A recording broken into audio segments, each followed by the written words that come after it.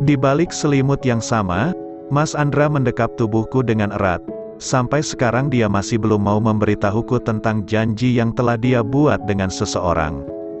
Apa janji itu ada hubungannya dengan perkelahian yang terjadi di antara Mas Andra dan Pak Wirlan? Tidak mungkin kan perkelahian itu dipicu hanya karena rasa cemburu. Aku masih ingat saat Pak Wirlan berkata pada Mas Andra untuk memberitahuku. Apa yang seharusnya Mas Andra beritahukan padaku? Janji yang telah dia buat, atau hal lain? Tidurlah Naila, sudah malam. Mas Andra membelai pucuk kepalaku. Belum ngantuk, apa yang aku ucapkan barusan tidak usah kamu pikirkan. Kamu tidak boleh banyak pikiran. Tidak bisa, jawabku jujur. Hal itu terus mengganggu pikiranku. Mas, sebenarnya janji apa yang telah Mas buat? Apa ada hubungannya dengan perkelahian Mas dengan Pak Wirlan? Aku diam sejenak. Atau janji itu berhubungan dengan syarat yang telah Mas buat dengan Tante Yanti? Pak Wirlan berkata padaku kalau aku bisa bebas dari jerat hukum karena Mas memohon kepada Tante Yanti untuk menarik laporannya. Dan Tante Yanti mengabulkan permohonan itu dengan sebuah syarat. Ya Allah, kenapa aku sampai lupa tentang syarat yang pernah Pak Wirlan bicarakan saat kami tengah berada di kantor polisi? Syarat apa yang Tante Yanti minta? Tidurlah sayang. Mas Andra mengabaikan pertanyaanku. Besok aku akan membawamu liburan. Mas, protesku, apa kamu punya paspor? Aku menggeleng. Kamu belum pernah keluar negeri. Belum pernah. Tempat paling jauh yang pernah kamu kunjungi apa? Gili Trawangan. Dibandingkan laut dan gunung, mana yang paling kamu suka? Laut. Kenapa lebih suka laut? Karena aku bisa berenang, tapi tidak bisa mendaki. Bukan tidak bisa sih, tapi karena memang aku belum pernah mendaki gunung. Aku rasa aku tidak akan kuat. Kenapa belum mencoba tapi sudah menyerah? Nggak tahu. Mungkin karena aku terpengaruh sama cerita si Edi. Siapa Edi? Mas Andra menatapku serius. Rekan kerjaku dulu. Dia hobi mendaki terus kata dia ngedaki itu nggak gampang. Apalagi buat orang kayak aku. Memangnya kamu orang kayak gimana? Cengeng. Jawabku malu. Aku menenggelamkan wajahku di dadanya. Dia terkekeh geli. Pantes hobi kamu tiap hari selalu menangis. Ternyata istriku orangnya cengeng. Dia mengecup pucuk kepalaku. Tidurlah. Besok aku akan membawamu liburan. Aku mengangguk. Dia berhasil mengalihkan pembicaraan. Malam ini aku kembali tidak dapat mencari tahu tentang apa yang tengah disembunyikannya dariku. Pagi ini dia benar-benar mengajakku liburan. Namun, dia tidak memberitahuku kemana dia akan membawaku liburan. Aku harus bawa berapa baju? Tanyaku kebingungan saat kami tengah menyiapkan perlengkapan. 7, jawab Mas Andra. Banyak banget. Memangnya kita mau kemana Mas? Apa Mas mau ngajak aku liburan ke luar negeri?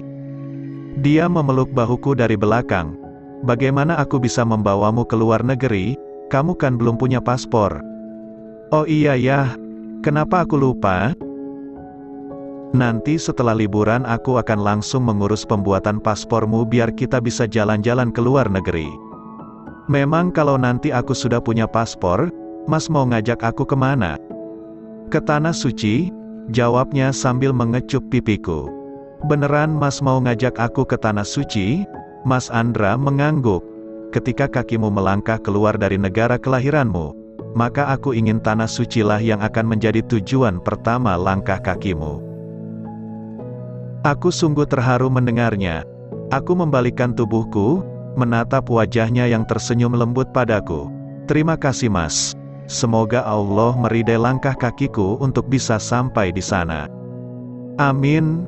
Mas Andra mengecup keningku dan kembali membawa tubuhku ke dalam pelukannya yang hangat.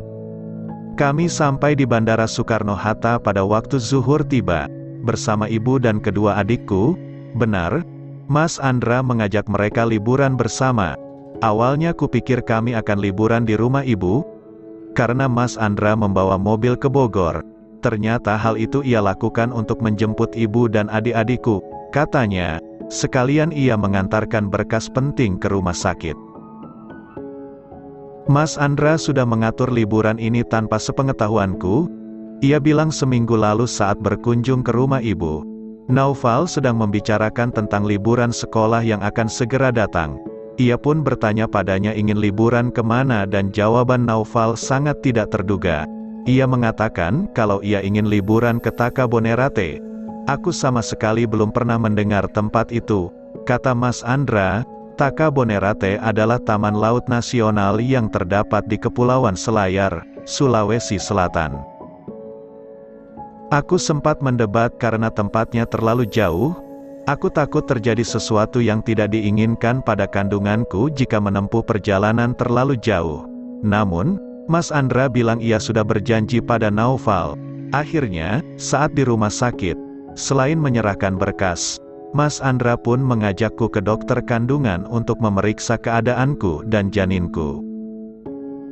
Hasil pemeriksaan menyatakan kalau aku dan kandunganku sehat dan tidak apa-apa bila aku akan melakukan perjalanan jauh. Yang terpenting selama perjalanan aku harus cukup minum air dan konsumsi makan makanan ringan yang sehat, seperti kacang dan buah-buahan. Dan Mas Andra ternyata sudah membawa itu semua. Benar-benar suami yang perhatian. Akhirnya disinilah kami sekarang.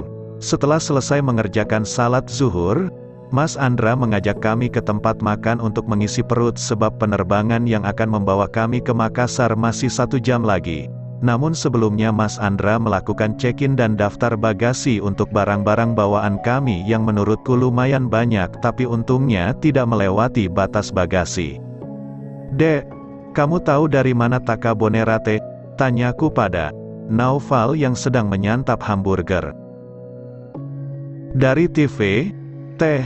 Aku iseng ngomong itu ke Kak Andra pas Kak Andra main ke rumah ngirim uang bulanan buat ibu. Tahunya Kak Andra malah beneran ngajak aku, ibu sama Haidar ke Takabonerate. Kak Andra baik banget ya Teh Nai," ucap Naufal penuh semangat. Awalnya ibu juga menolak, tidak mau ikut, tapi Kak Andra membujuk ibu. Katanya ini permintaan calon cucunya yang ingin pergi liburan bersama neneknya. Aku menatap ke arah Mas Andra yang kini tengah memesan es krim bersama Haidar. Tangan Mas Andra mengacak pucuk kepala Haidar. Bibirku tersenyum tanpa dapat kucegah. Salah satu hal paling membahagiakan bagi seorang wanita adalah mendapatkan suami yang dapat mencintaimu dan keluargamu dengan tulus.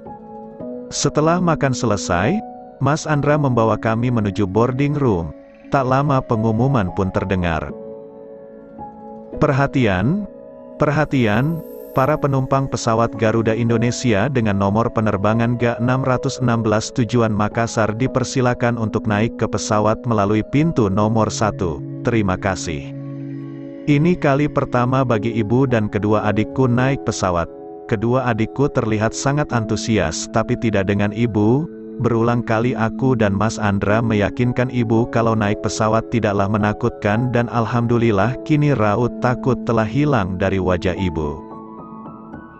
Haidar dan Naufal berebut ingin duduk di dekat jendela. Akhirnya mau tidak mau aku mengalah. Aku duduk bersama Haidar dan ibu. Sedangkan Mas Andra duduk bersama Naufal, dan di samping Mas Andra duduk seorang penumpang perempuan. Tahu kalau aku tidak suka melihat Mas Andra duduk di samping perempuan itu, ibu meminta untuk bertukar tempat duduk dengan Mas Andra.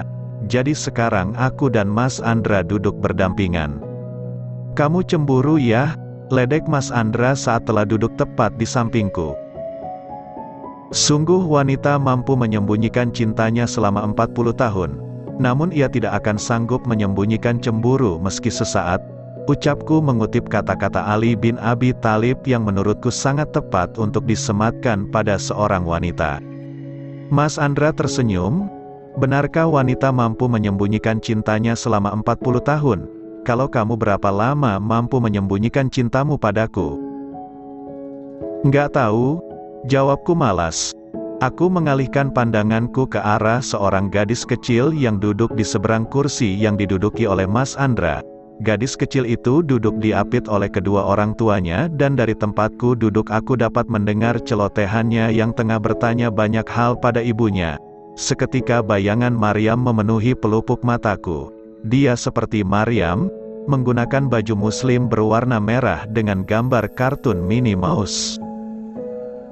"Apa yang sedang kamu lihat?" tanya Mas Andra yang kemudian mengikuti arah pandanganku. Dia terdiam sejenak. "Dia mirip Maryam," tambah Mas Andra lirih. Aku mengangguk keluh. Sampai detik ini, sulit bagiku untuk memaafkan diriku sendiri. Mas Andra membawa tanganku yang terasa dingin ke dalam genggamannya. "Nyatanya bukan hanya kamu yang sulit untuk memaafkan dirimu sendiri. Aku pun merasakan hal yang sama. Apa kamu tahu, saat aku di Bali bukan Maryamlah yang aku khawatirkan keadaannya karena saat itu dia dalam keadaan sehat. Tapi aku mengkhawatirkanmu karena kata Maryam kamu muntah-muntah. Berulang kali aku bertanya pada diriku, kenapa aku tidak pulang lebih awal? Kenapa aku tidak memaksa kalian untuk ikut denganku? Kenapa aku tidak memberitahu bunda atau ibu kalau kamu sedang tidak enak badan? Mungkin bila aku memberitahu mereka, bunda atau ibu akan datang ke rumah dan menemani kalian berdua." Sejenak Mas Andra menghentikan ucapannya.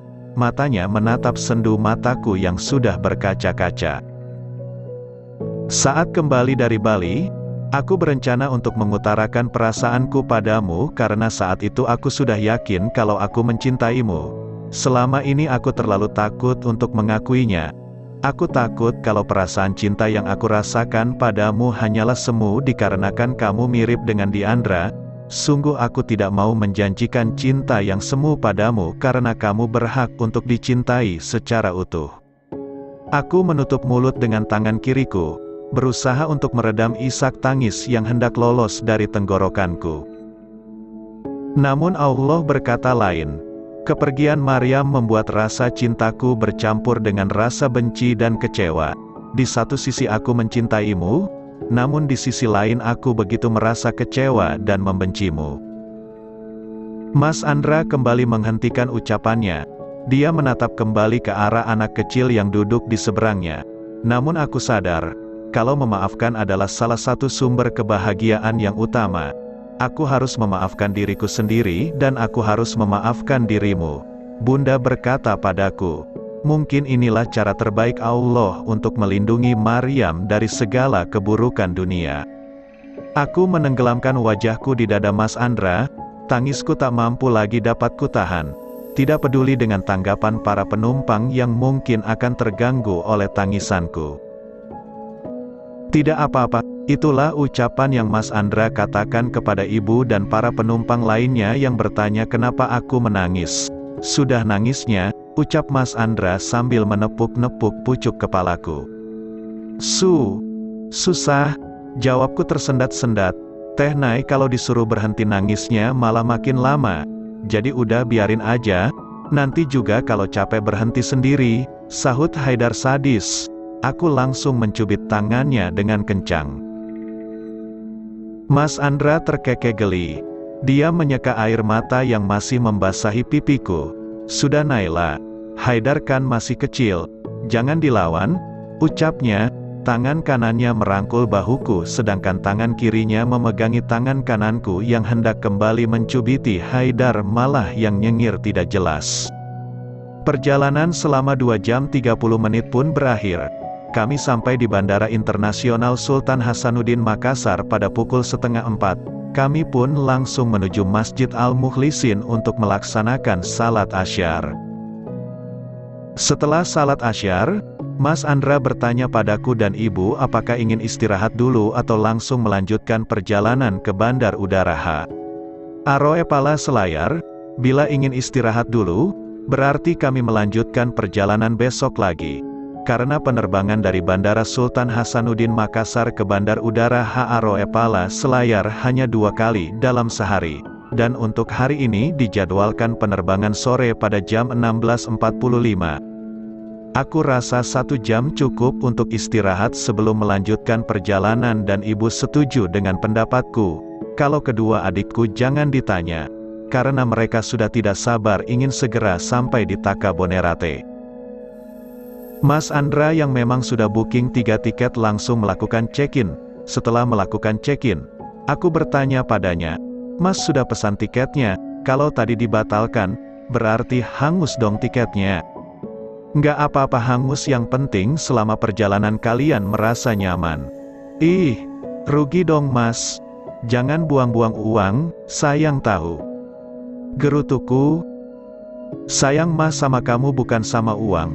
Celetuk Mas Andra sambil mencubit gemas pipiku yang sekarang sudah tidak tirus lagi karena berat badanku sudah melonjak naik. Gamis-gamisku yang dulu longgar sekarang tidak cukup lagi ku kenakan. Gombal, ucapku sambil mencubit tangannya. Gombal, aku bicara apa adanya. Setelah mengatakan itu Mas Andra pamit untuk membeli dulu sesuatu. Sedangkan aku bersama ibu dan kedua adikku menunggu di boarding room.